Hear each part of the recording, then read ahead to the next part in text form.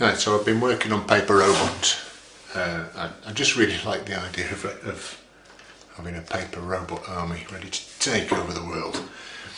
So this is the centre of a mechanism. I've been working on using the popper things which you can see on the website, which have an elastic band inside them. Now the problem with an elastic band is that the further it's stretched, the more tension there is in it, and the more it tends to rip the card to pieces, and I really didn't want that. I wanted to be able to have something that would have a long movement, but it wouldn't matter how long the movement was.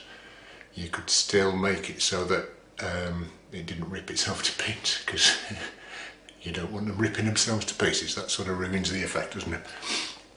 So here's a prototype for a gravity-assisted power supply, rather than using an elastic band, and it's dead simple. This is all it is. There's inside here, there's some coins wrapped in a piece of card, and then instead of the usual cardboard, these strap pieces here, are just thin paper.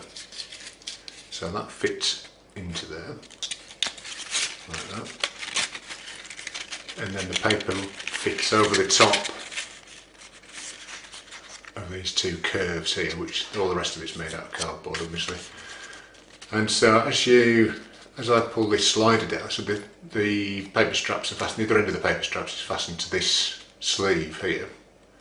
As I pull the sleeve down, you can see that the strap's going to be pulled down as well, and that basically, you pull the sleeve down, it lifts the weight up.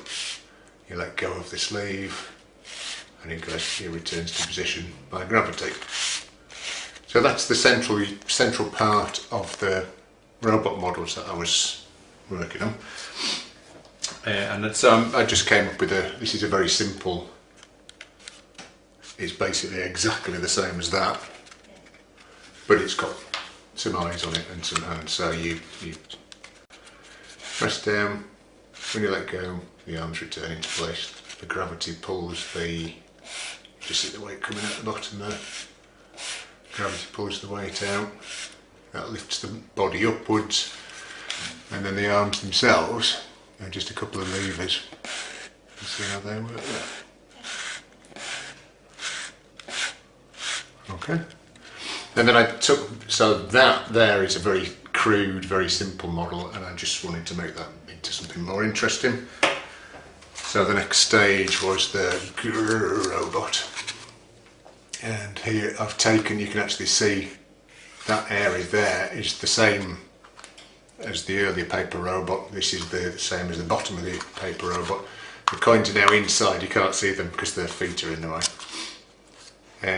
Same effect, press it down, arms lift up, let go and they pop back down again.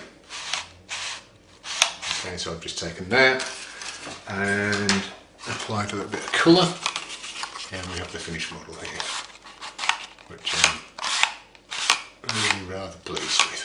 It's really rather nice. Can you see all of it there? Yeah. My robot army ready to take over the world. So, because I was quite pleased with the way that looked, and I was thinking about making postcards. You've probably seen the postcards on the website.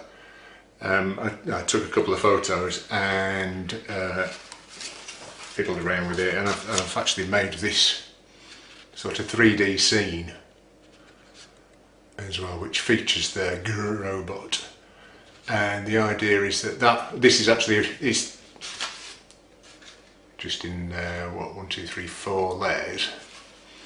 Each of the layers is, so there's a zigzag of card there, sort of sawtooth of card, and then each of the layers of scenery glues onto one of the sawtooths of card, and it makes up into this rather fetching 3D scene, which I think is rather cool. And then I'll be making a postcard. I'll take a photo of that, or I'll use Photoshop or something to make that into a postcard as well. How's that? So, robots ready to take over the world.